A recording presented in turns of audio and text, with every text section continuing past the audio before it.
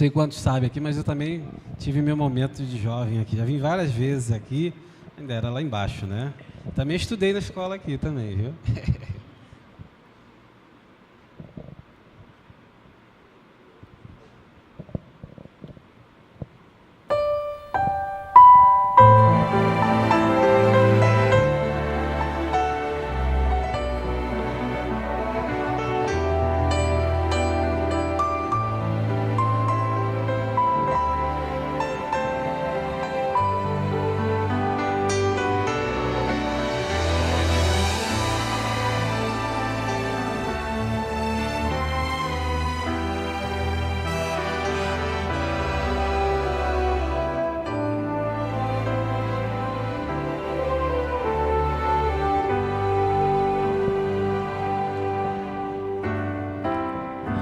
Todo homem tem sua honra, respeitado ele quer ser.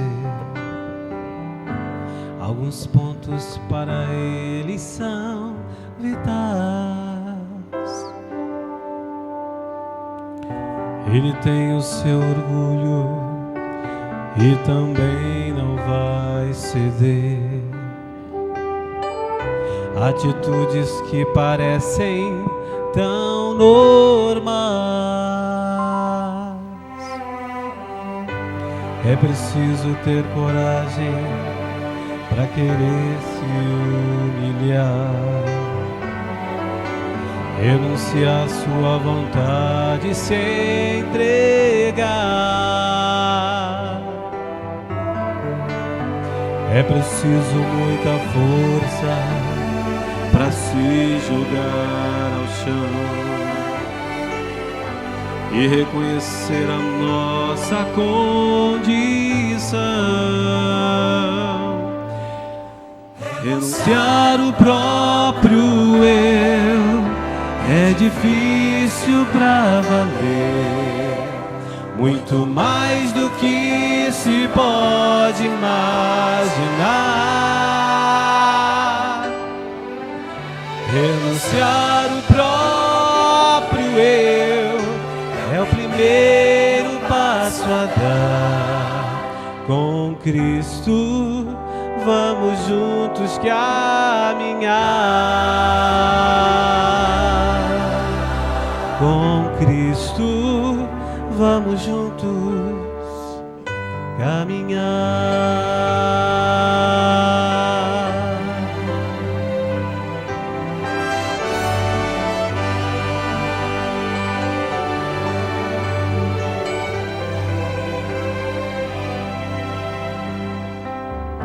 Quando alguém renuncia, é um gesto de amor. É a prova mais forte de valor. Quando eu não mais vivo, mas Cristo vive em mim. Todos os meus problemas vão ter fim. Renunciar o próprio eu é o primeiro pra valer, muito mais do que se pode imaginar. Renunciar o próprio eu é o primeiro passo a dar. Com Cristo vamos juntos caminhar.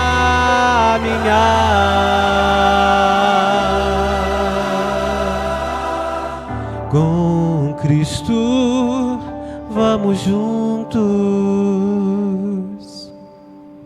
caminhar.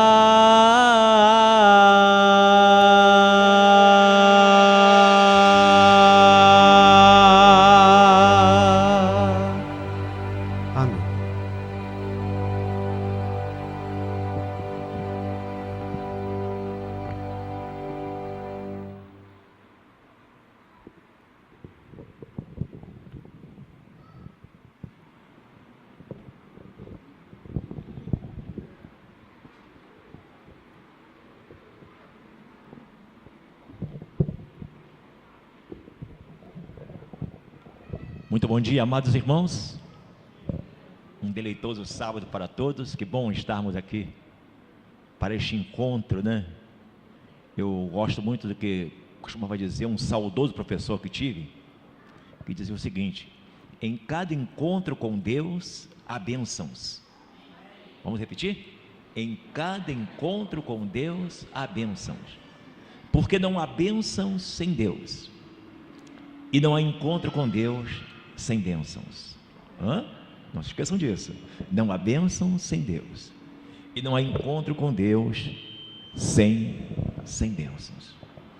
Eu, abrindo aqui meu coração nesta manhã, cheio de alegria, eu costumo dizer que eu sou um escravo constante das minhas doces lembranças, e esta igreja aqui faz parte das minhas doces lembranças. Tudo começou aqui. A minha trajetória na igreja adventista, tudo começou aqui. Cada vez que chego a esse lugar, parece-me voltar ao passado, quando tudo começou. Sinto-me feliz em estar convosco nesta manhã, ver rostos aqui. Muitos aqui já não mais estão aqui entre nós, já descansam. Ainda me lembro que quando, na minha despedida desta igreja, numa quarta-feira, estava indo para o colégio, lá fora fui abraçado por uma querida, doce senhora de fé, uma velhinha de muita fé, chamava-se Maria Camargo. Pode conhecer Maria Camargo? Maria Camargo, que abraçou-me lá fora e disse assim: oh, meu filho, não vá, já não há mais tempo para grandes coisas, fique conosco, Jesus está voltando. Eu falei: amém, irmã, eu sei que Ele está voltando, e eu quero que Ele me encontre por ocasião da sua volta, me preparando para servi-lo, para proclamar essa mensagem. Amém? A irmã Maria Camargo era alguém que vivia intensamente essa esperança. Uma das pessoas que me inspirou a minha vida cristã, desta igreja, que vivia intensamente essa esperança. E falar de outras pessoas, eu poderia citar a minha mãe na fé, a irmã Sofia Reis Bergman, né? Mora em Patilha Alferes. Ela é a razão principal de eu estar aqui nesta igreja, que conduziu a esta verdade tão maravilhosa. Então, irmão, sinto-me muito feliz por estar convosco aqui nesta manhã e abrir convosco a palavra de Deus. Eu quero, para a minha mensagem desta manhã, convidar a vocês que abram a epístola de Paulo aos Hebreus.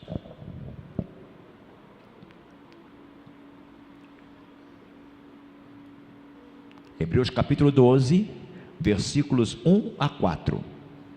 Capítulo 12, verso 1 a 4. Eu gosto muito da epístola aos Hebreus. Não faz muito, eu e o pastor Fabrício fizemos lá uma convalidação desta maravilhosa epístola. Capítulo 12, de 1 a 4. Podemos ler? Portanto, nós também, é assim que começa o capítulo 12, que estamos rodeados de uma tão grande nuvem de testemunhas, deixemos todo embaraço e o pecado que tão de perto nos rodeia, e corramos com paciência a carreira que nos está proposta, olhando para Jesus, autor e consumador da fé, o qual, pelo gozo que lhe estava proposto, suportou a cruz, desprezando a afronta, e assentou-se à destra do trono de Deus. Considerai, pois, aquele que suportou tais contradições dos pecadores contra si mesmo, para que não enfraqueçais, desfalecendo em vossos ânimos. Ainda não resististes até ao sangue, combatendo contra o pecado. Verso 4. No que concerne a autoria desta epístola, a atribuição constante é feita a São Paulo, na tradição oriental, e o exame interno desta epístola, da própria epístola, nos dão a entender, nos dão a certeza de que, de algum modo, ela promana do apóstolo. Pode-se também atribuir a redação dela é outra coisa. Há alguns dos colaboradores que Paulo tinha no apostolado. Os destinatários eram cristãos. A carta que Paulo, essa carta é direcionada a cristãos oriundos do judaísmo, porque a carta, você percebe, está inteiramente impregnada de citações e alusões dos livros sagrados do Antigo Testamento. Então se supõe que eles também tinham um perfeito conhecimento do mesmo, como não podiam ter os fiéis convertidos do gentilismo. Então essa carta foi direcionada a cristãos que vieram do judaísmo, certo? Cristãos que estavam desanimados, um pouco desanimados na carreira cristã. Então, pelas alusões que o autor faz ao passado, no conteúdo desta epístola, infere-se que esses cristãos haviam pertencido à primitiva comunidade de Jerusalém. Provavelmente eles eram judeus cristãos que, por causa da perseguição movida à igreja nascente de Jerusalém, eles migraram até a Fenícia, Chipre, Antioquia, estabelecendo-se em algumas cidades helenísticas da costa mediterrânea. De sorte que a epístola, você percebe também que foi escrita quando existia ainda o templo de Jerusalém, e aí ali se celebravam regularmente os ritos que a lei mosaica prescrevia, pois não apresenta em seu conteúdo nenhum indício a respeito da destruição que lhe foi infligida por Tito no ano 70. E também a sensação consequente de todo o sacrifício, ela não menciona isso, a não ser um vago pressentimento de que estaria próximo a acontecer. Então, ela deve ter sido, portanto, composta antes do ano 70. Nos versos que eu separei para a nossa mensagem desta manhã, já acabamos de ler, nós podemos deixar aqui da mente dos irmãos, destacar aqui desses versos, 3 imperativos para a carreira cristã que nos está proposta. O que nos interessa nesses versos é isso aí. 3 imperativos que estão implicitamente aí nesses versos. Imperativos para a carreira cristã que nos está proposta. O primeiro imperativo que eu destacaria nesta manhã é o imperativo deixar. Assim começa o verso: deixando todo embaraço e o pecado que tão de perto nos rodeia, corramos com paciência a carreira que nos está proposta. O autor de Hebreus, pelo que podemos ver, ele compara a vida cristã a uma corrida. Quando um atleta ele vai correr, ele tem que estar de alguma forma usando roupas leves, bem leves, né? Naqueles tempos até correr sem roupa, ficar bem livre de todo embaraço. Tem que haver um preparo físico para que nada atrapalhe a sua caminhada. Não pode haver nenhum embaraço em seu caminho, senão ele acaba perdendo a corrida. De tal forma que somos nós também temos que correr para o alvo. O atleta corre para o alvo, tem um alvo, e remover todos os embaraços que aparecerem no caminho. Esses embaraços poderão atrapalhar a nossa corrida, que é qual o nosso foco? O céu. Queremos ir para o céu, né, irmãos? O nosso foco é ir para o céu. Às vezes nós só atentamos para o pecado, mas veja o que diz o versículo bíblico, que também devemos deixar todo embaraço, pois do embaraço para o pecado é um passo só, não é? O embaraço é empecilho, o embaraço é aquilo que atrapalha, o embaraço é aquilo que impede a sua progressão na caminhada cristã. O embaraço é como uma pedrinha no sapato. Já viu uma pedrinha no sapato? Eu costumo andar pela manhã, fazer caminhada ou corrida, e quando uma pedrinha vai no sapato, atrapalha muito a nossa caminhada, não é? E se nós não nos livrarmos desse embaraço, nós poderemos não chegar ao objetivo, né, naturalmente, não chegar ao destino almejado. Nós temos que vigiar, pois o embaraço, ele pode estar entranhado em nós. Você sabe que o novo nascimento, seria tão bom que o novo nascimento, ele aniquilasse de vez com a nossa natureza pecaminosa. Seria bom isso, Edivaldo? Seria maravilhoso isso, né? Mas não é assim. O novo nascimento é apenas o início da caminhada, da corrida. É o início da corrida, não esqueça disso, irmãos. Tá? Quando eu até sugiro um livro, recomendo a vocês um livro muito interessante, vai ajudar vocês muito. Chama-se O Incomparável Jesus. Vocês podem encomendá-lo pela gráfica do UNASP. Viu? A gráfica do UNASP. Escrito por Amin Rodor. Há algum tempo até ele publicou uma meditação matinal, o ano passado, maravilhosa. Você vai se apaixonar por Jesus ao ler esse livro. E neste livro, vou só antecipar um pouco, para você ficar animado em adquirir esse livro. Neste livro ele fala que quando fomos envolvidos no pecado, o homem então, ele passou até a natureza. Ele foi afetado pelo pecado e infectado pelo pecado. Afetado porque fomos afetados pelo pecado, pelo fato de termos sido afetados, o que acontece? Você envelhece, né? Desde que o homem pecou, já iniciou-se o processo de morte. O ser humano já nasce morrendo. É o processo de morte, entendeu? Então, porque somos afetados pelo pecado, tá? Você fica velho um dia, não tem jeito, não tem por onde correr. Ainda ontem eu era criança, era um jovem, afetado pelo pecado, não é? Alguns estão rindo até, mas é verdade. Mas afetado pelo pecado e infectado pelo pecado também. Aí está, infectado. Há em nós a propensão para o pecado. Até aquelas crianças que estão aqui, né? Há nelas a propensão para o pecado. O novo nascimento não acaba com isso, não. É o início da corrida, meu irmão. E essa luta se torna muito mais intensa, viu? A partir do momento que você toma ciência das implicações da existência desse conflito cósmico e você está envolvido nele, aí essa luta, a inimizade se torna muito mais intensa. Aí essa é a grande questão, entendeu? Então, a corrida tem desafios. Então, por isso que o autor aqui nos concita a deixarmos todo o embaraço. Alguns embaraços que podem estar atrapalhando a sua vida. Por que não pensar neste momento? Eu gosto muito do exemplo dado no caso de Maria e Marta. Marta amava Jesus, Maria também amava. Duas pessoas que amavam muito a Jesus. Marta amava Jesus e queria fazer o seu melhor, né?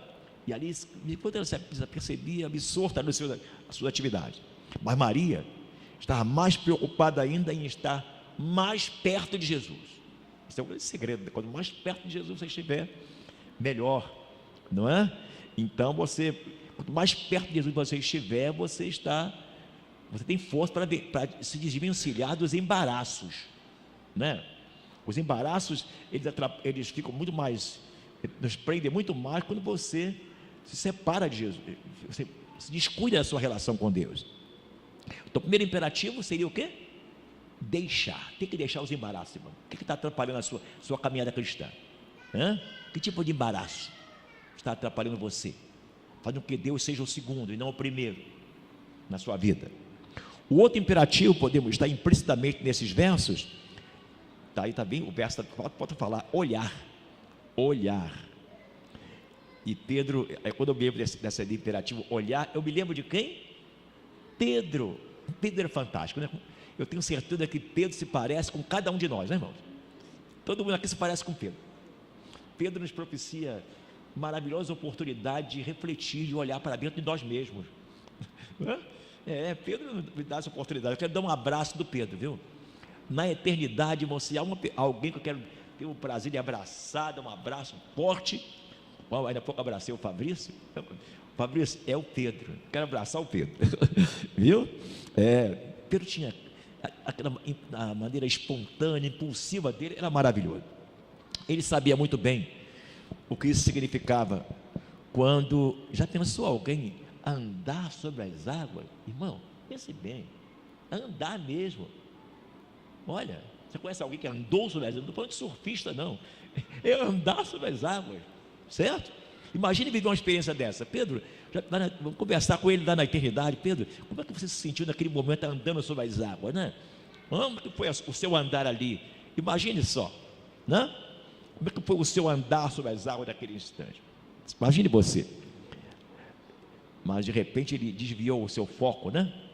De repente o Pedro desviou o seu foco, quem sabe, ele desviou o olhar de Jesus, quem sabe até olhou assim para os colegas lá atrás, né? Eu posso, eles não podem. Quando desviamos o nosso olhar de Jesus, podemos afundar. O grande segredo da vida cristã é você olhar para Cristo. Quando você olha para os lados, você se decepciona. Você olha para o ser humano, né? O ser humano é falho, todo ser humano é falho mesmo, né? Depois que Lúcifer pecou lá no céu, tudo é possível, meu irmão, está certo? Depois que ele pecou, ele rebelou-se contra Deus lá, né? Lá na atmosfera perfeita, tudo é possível. Você não tem nada que ficar olhando para o ser humano, para os defeitos humanos. Olhar para os defeitos humanos, é um grande embaraço na vida cristã. Você não vai chegar a lugar nenhum, é derrota, você vai afundar. Para que direção devemos olhar, irmãos? Para o autor e consumador da fé. A derrota vem quando olhamos para trás. A distração vem de olhar em volta. O desânimo vem de olhar para baixo. A libertação vem de olhar para cima. Pense bem nisso, irmão. Para onde estamos olhando, irmãos? Qual tem sido o foco da nossa vida? O que queremos ver? O que esperamos encontrar para que direção estamos olhando? Há aqueles que olham constantemente para trás, tentando justificar suas queixas. Há aqueles que olham para trás para murmurar seus tropeços, murmurar os tropeços. Há aqueles que olham para trás para lamentar as derrotas, mas nunca percebem o quanto são abençoadas, nunca conseguem enxergar os problemas que enfrentam. Todas as coisas contribuem para o bem daqueles que amam a Deus, irmão. Quem falou você que a vida cristã é uma corrida sem obstáculos? Quem falou você isso? Quem nos falou? Jesus falou isso? No mundo tereis o quê? Aflições. Tem bom ânimo, né? Há pessoas que se distraem espiritualmente. Na vida cristã, qualquer momento de reflexão pode ser fatal. Há pessoas que desistem facilmente, não lutam, não se esforçam, não perseveram quando sofrem o primeiro revés. Eu gosto muito do Luiz Cláudio quando canta: como é bom ser cristão quando tudo vai bem por seu lado. Mas quando o negócio fica difícil, já começa a murmurar, né? Já ouviu alguém falar assim: pastor, sabe uma coisa? Não sei porquê, quando eu não estava no caminho, eu não estava na igreja, tudo irá bem para mim, está tudo certo, pastor. Meu irmão, quando você olhar para trás, olhar para a velha vida, você se lembra que você na velha vida, você era um escravo, você agora é um filho de Deus. Ser filho de Deus é um privilégio, mas a mais alta honra outorgada a seres finitos, certo? O cristão pode olhar para trás, em que sentido? Quando olhar para trás, se você olhar para trás, olhe com gratidão, aí está certo. Eu gosto de que escreveu a serva do Senhor: a olharmos para o passado, né, e perceber a maneira quanto Deus tem feito por nós, tem guiado a igreja. O que ela diz? Mais ou menos assim: nada temos a temer, certo? Se você olhar para trás, olhar para o passado, então olhe para as lembranças daquilo que Deus, como Deus fez, como Deus trouxe você para esse caminho. Aí sim, você pode olhar. Quando olha para trás, olha para as lembranças maravilhosas, como Deus trouxe você, como foi a emoção quando tudo começou na sua vida cristã. Aí você pode lembrar, de vez em quando é bom lembrar, como é que foi, lembrar quando tudo começou aqui na minha experiência com Deus aqui neste lugar. Não é maravilhoso, irmão? Não é? Olhar para trás, olhe com gratidão a Deus. Senhor, muito obrigado por estar em teu caminho, né? Irmão, quando olhamos para o lugar errado, nós vemos o que não queremos ver, né? O que não devíamos ver, né? Erramos a direção do olhar e ao mesmo tempo erramos o caminho a seguir. E se erramos o caminho, perdemos a paz, perdemos as bênçãos, perdemos a felicidade. O segredo é olhar para cima. É isso que é importante, olhar para cima. É para Jesus que você tem que olhar quando você precisar tomar alguma decisão. É para Ele que cada um se coloca, é para Ele que eu tenho que olhar sempre para agradecer, porque eu sou por ser tão feliz nesse caminho que Ele me colocou. Pense bem nisso. Então nós temos aqui 2 imperativos. O primeiro, você se lembra? Deixar. O segundo, olhar. Eu sempre estava aí no centro, né? Esse é o centro de tudo, o segredo do segredo. E o outro imperativo, implicitamente nesses versos, eu colocaria o lembrar. Já percebeu como é que começa o capítulo 12? Como é que, vamos lembrar. Portanto, como é que diz o verso lá em Israel? Visto que estamos rodeados de uma tão grande nuvem de testemunhas. Quem são essas testemunhas? Eu já vi alguém colocar, fazer uma colocação errônea, no sentido homilético desse verso aqui. Pois é, irmão, não podemos esquecer que há muita gente olhando para a gente, para a nossa vida. Se você começa a vacilar na vida cristã, tem gente olhando você, testemunhas. Essa é a aplicação do texto? Não. Quem são essas testemunhas a qual se refere o apóstolo São Paulo aqui? O capítulo anterior, o contexto imediato a este capítulo, responde a pergunta. A resposta está no capítulo 11. Ali Paulo nos fala da galeria da fé. Quem são essas testemunhas aí que Paulo se refere? Devemos lembrar dessas. Quando estiver desanimado, lembre-se deles. Já ficou desanimado alguma vez? Ninguém aqui está imune a ficar desanimado, não. Não? Está certo? Ninguém aqui ao longo da caminhada, quando você passa por um deserto, vem um desânimo, não vem? Todo mundo aqui passa por em algum momento você bate o desânimo. Eu me lembro, falando desse assunto, me lembro muito bem. Em um certo momento da minha caminhada cristã, já como ministro, acredita, irmão, eu estava indo à associação para entregar a minha credencial de ministro. Entregar a minha credencial. Estava vivendo um grande deserto. Estava muito triste naquela manhã, muito triste. E achava que não podia mais continuar. Estava muito triste, pensando em desistir. Tamanho desânimo. E eu estava ali chegando na associação. Aí me encontro com um jovem adventista, Fabrício. Um jovem adventista que me abraça. Pastor, que bom vou encontrá-lo. Eu precisava lhe falar algo, pastor. Quero que o senhor seja o primeiro a saber. Pastor, eu estou indo para o ministério. Eu quero ser um pastor igual o senhor, pastor. Aí eu tremi, irmão, ali. Mas logo igual a mim, eu quero ser um pastor igual ao senhor, pastor. Aí me abraçou. Choramos juntos ali, emocionado. Aí eu dei meia volta, voltei com ele. O pastor Robertinho, depois o Fabrício conhece, o pastor Roberto. Era minha ovelha lá em Caxias, Jardim Gramacho. Pastor Robertinho. Salvo um pastor, salvo por uma ovelha. Olha que maravilha. Um pastor salvo por um jovem adventista. Eu tenho um amor pelo jovem adventista. O jovem adventista é o diferencial onde ele está. Um jovem adventista imbuído da sua identidade espiritual, ele faz a diferença, até para um pastor. Ele fez para mim, da minha experiência como pastor. Salvo por um pastor, por um jovem adventista. Hoje é um pastor, um dos grandes pastores da associação, porque a vida cristã tem essas coisas, né? Tem momentos. Elias sentiu-se uma vez desanimado, não foi? Elias sentiu desanimado. Mas Elias não fica assim, não. Tem 7 mil que ele não dobrou o joelho, né?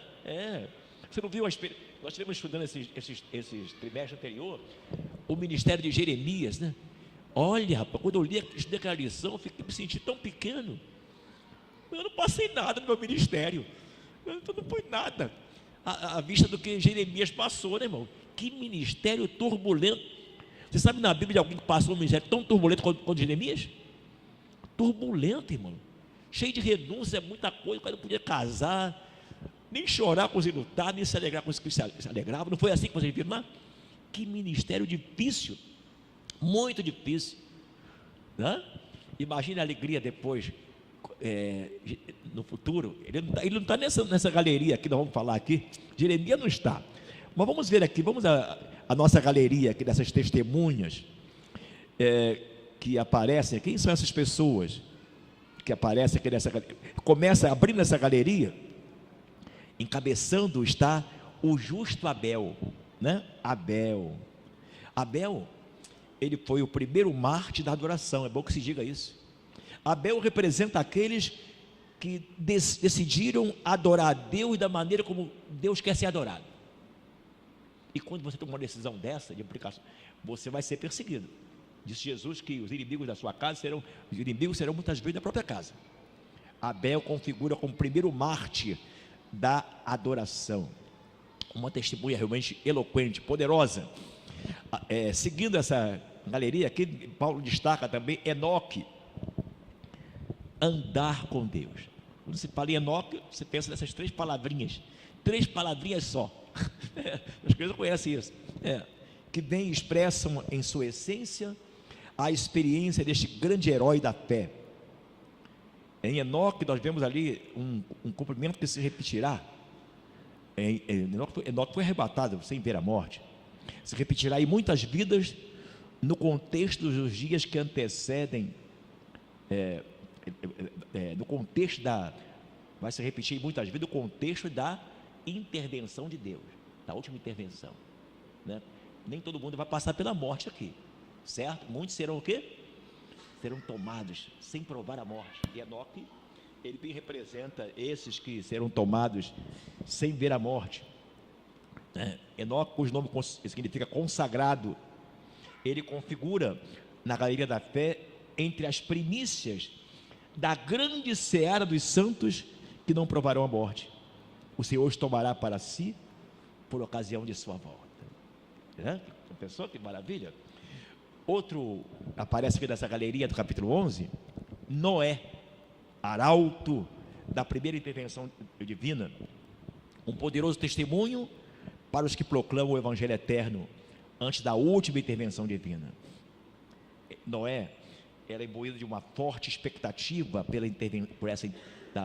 da intervenção de Deus, uma forte expectativa, né? E um forte sentimento de missão.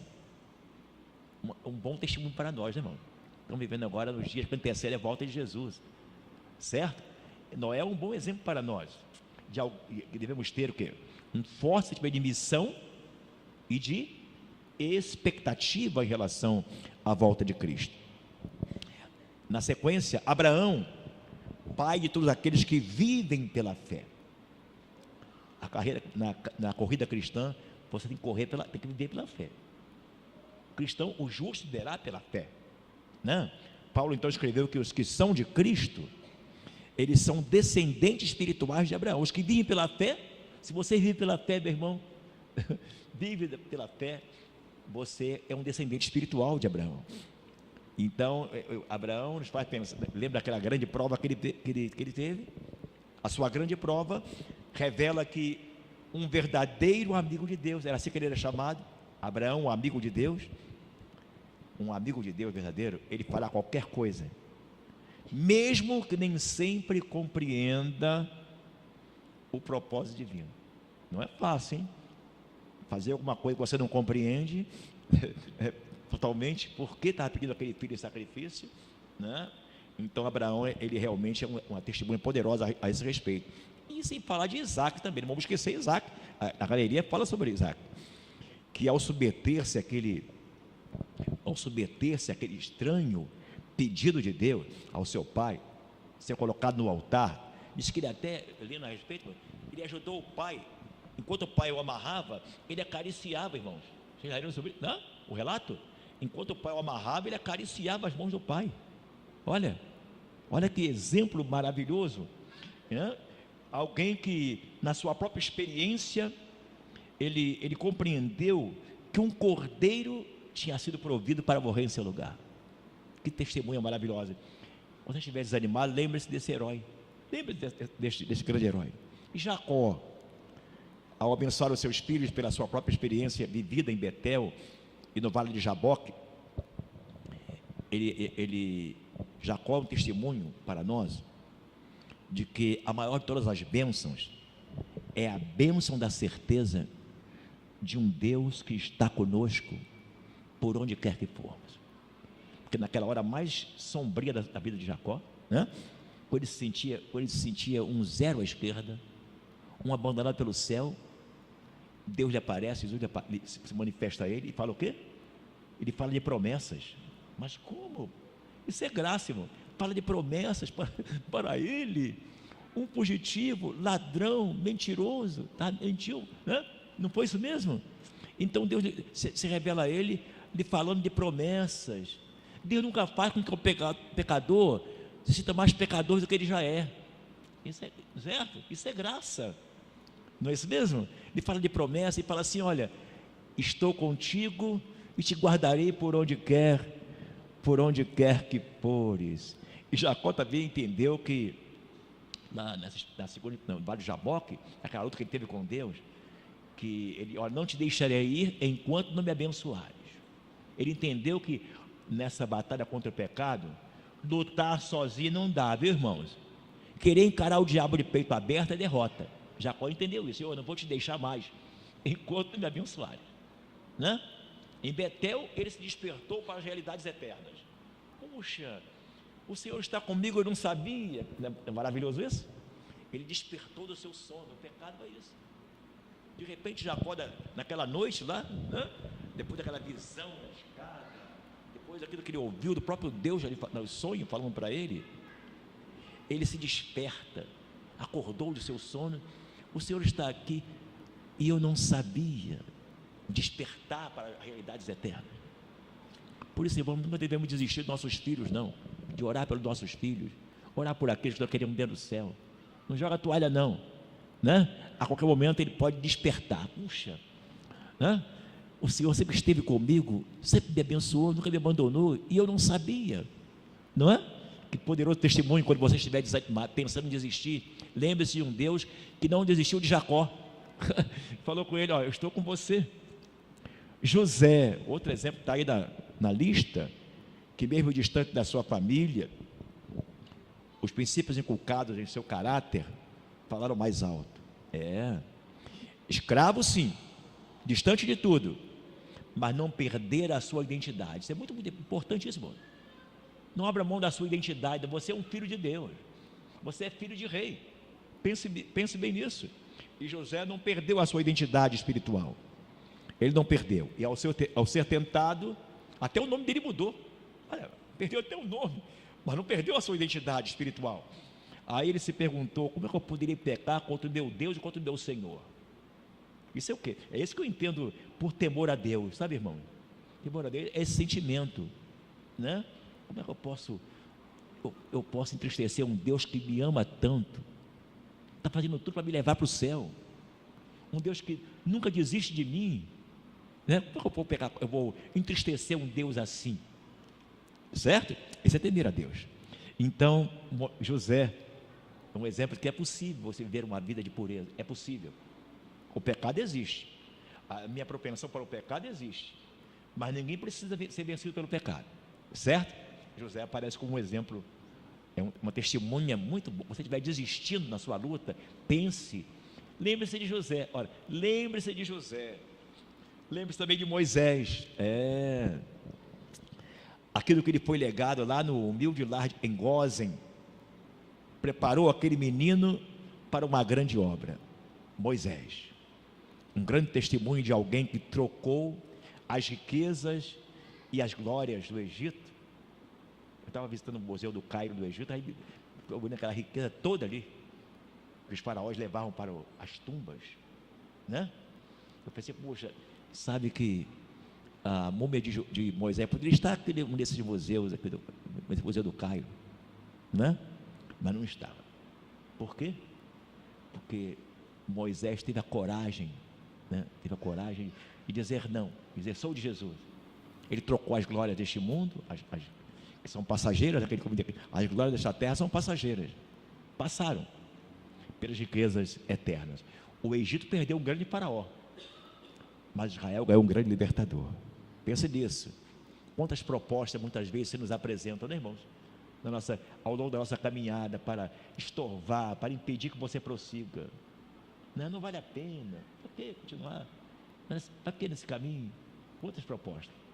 Quando você pensar assim, lembre-se de Moisés, essa testemunha poderosa.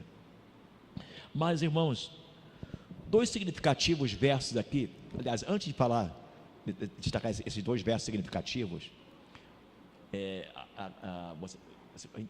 eu quero citar um outro elemento aqui, não está nessa galeria, não está, mas eu quero citar e justificar porque eu vou colocá-lo. Se você ler o versículo 32 do capítulo 11, está escrito o quê? Ele diz lá: e o que mais direi? Faltar-me-ia o tempo, contando de Gedeão, de Baraque, Sansão, Jefté, Davi, Samuel, os profetas. Falta tempo. Essa lista aqui a lista é imensa.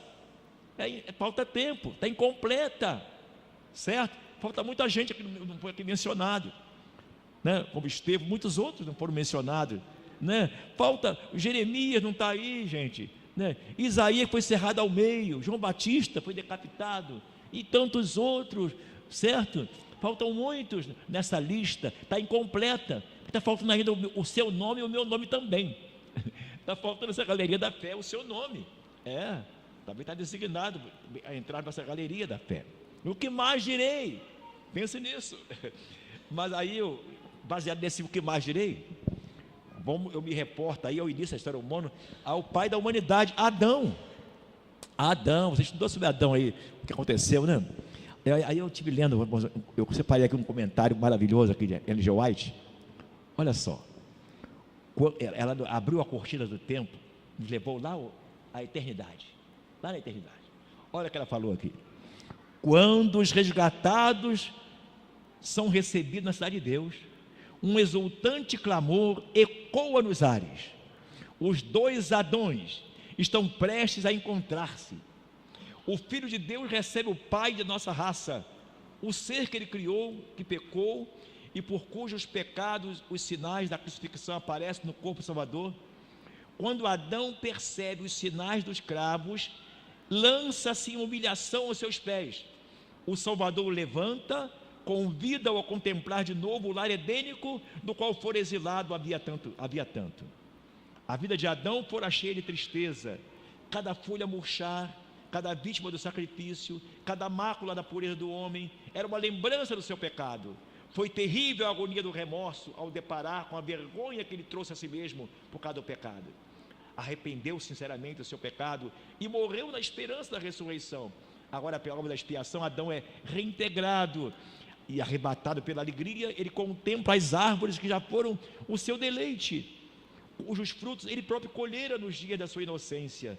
Ele vê as videiras que a sua própria mão tratou, ele vê as flores que ele cuidou com todo prazer. E isso, efetivamente, lá no Éden restaurado, o Salvador leva-o agora aonde? A árvore da vida, do qual ele foi, e manda-o comer. Olha só.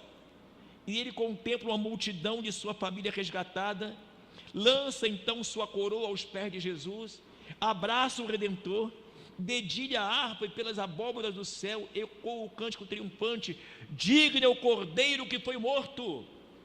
A família de Adão lança as suas coroas aos pés de Salvador, inclinando-se perante ele em adoração. Anjos choraram quando da queda de Adão, e rejubilaram ao Jesus abrir a sepultura de todos que creram no seu nome. Contemplam agora a obra da redenção e se unem suas vozes em louvor. Já pensaram em emoção nesse momento? Vale a pena desistir? Você quer participar da emoção neste momento? Quantos querem participar? Imaginem, e sabe de uma coisa? A cruz será o cântico dos remidos por toda a eternidade. Em Cristo glorificado, eles contemplarão o Cristo crucificado.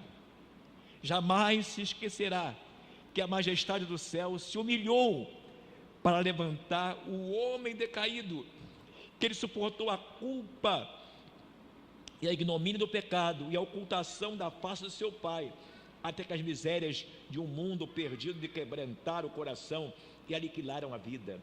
O Criador de todos os mundos, deixou de lado a sua glória por amor ao homem, por amor a você.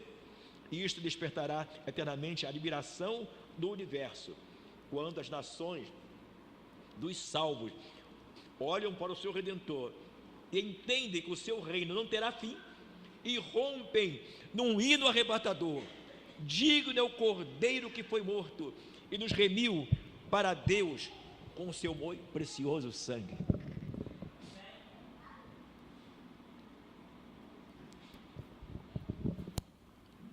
Não desista da sua caminhada cristã, meus irmãos. Falta muito pouco para Jesus voltar. Falta muito pouco. Quando você pensar em desistir, lembre-se daqueles que venceram, tá? Você não está sendo o primeiro a passar por essas lutas. Quando você pensar em desistir, olhe para Jesus, o autor e consumador da fé. Muito logo ele voltará. Muito logo ele voltará. Eu quero cantar um hino para terminar a minha mensagem desta manhã. Ele voltará logo, irmãos. Já pensaram o que será a emoção da volta de Jesus? Já pensaram o que será esse momento da volta de Cristo? Cristo está muito mais um pouco de tempo, e essa nossa luta terá chegado ao final. Mais um pouco de tempo estaremos todos chegando ao ponto de chegar, a chegada lá, estaremos todos chegando a esse ponto, tá? Todos nós. Na corrida cristã, na corrida secular aí dos grandes atletas, só um pode vencer, só um vence, chega em primeiro lugar. Mas na nossa corrida que está proposta, mano, todos poderão chegar vitoriosos. Amém? Pense nisso, não perca o seu foco. Jesus, mais um pouco de tempo, estará voltando.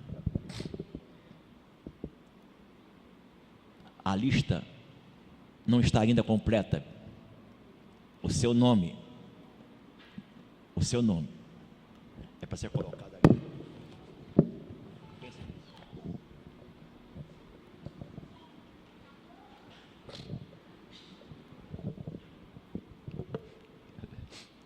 Muito obrigado.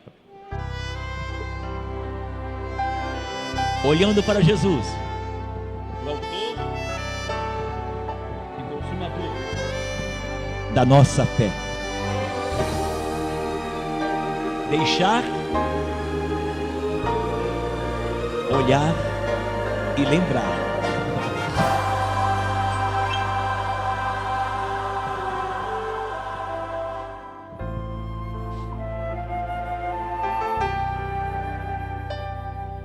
Oh Pai,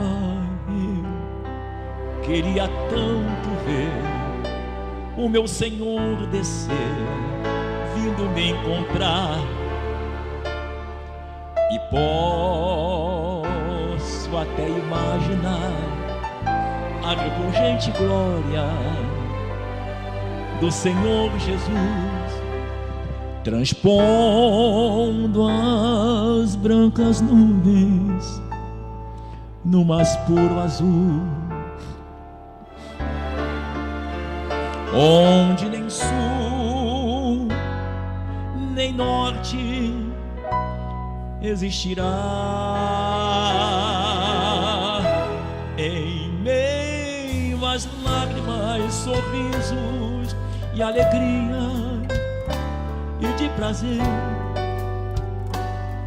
eu que era cego agora posso ver, contemplar, enfim. Por isso eu canto glória, glória,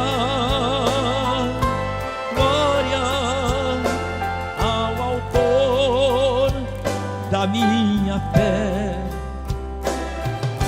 Glória,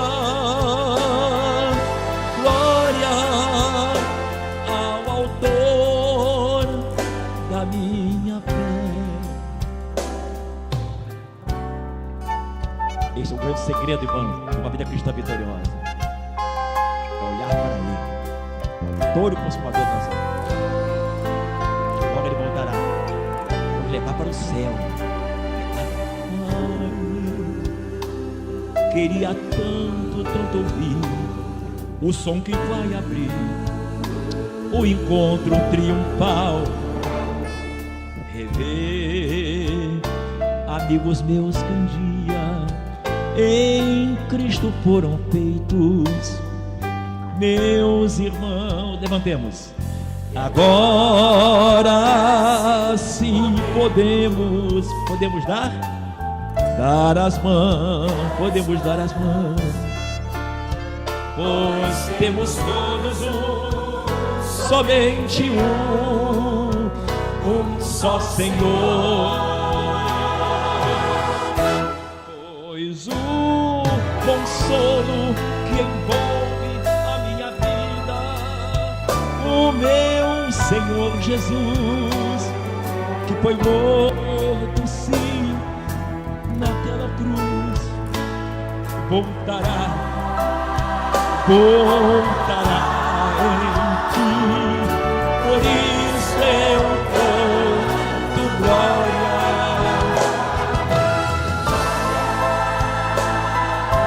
glória ao autor da minha fé.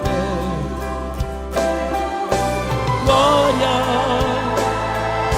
glória ao autor da minha fé.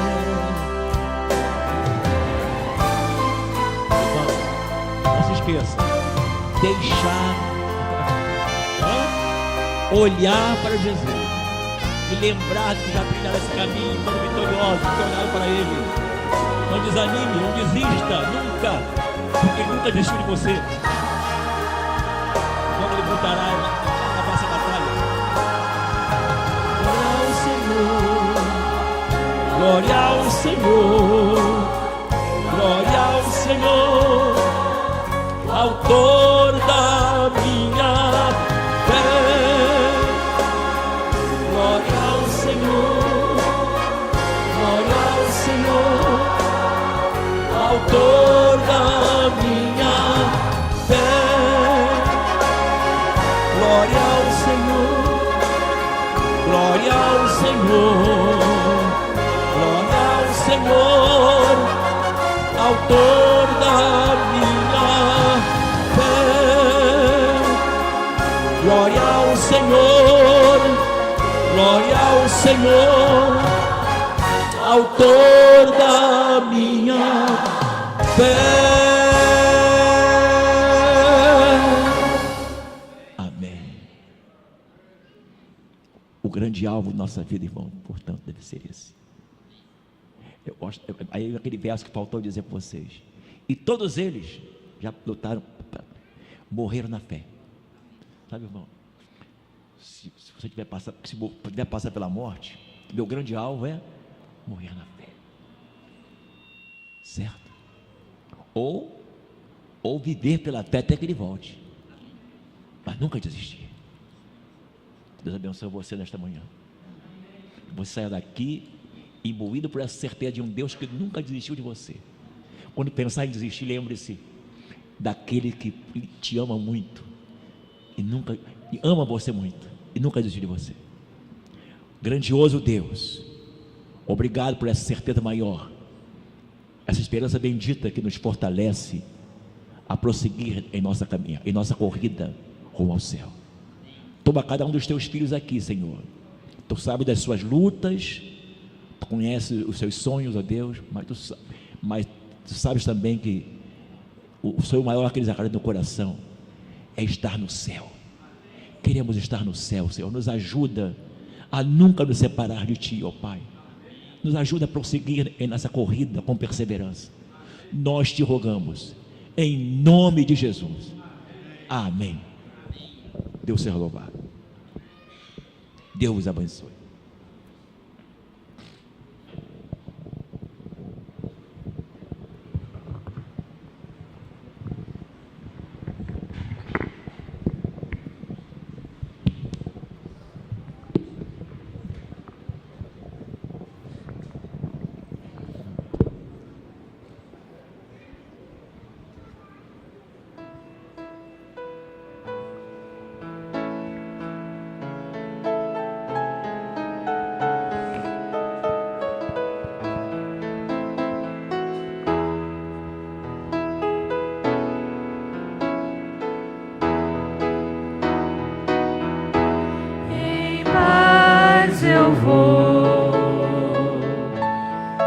ouvir a voz de Deus.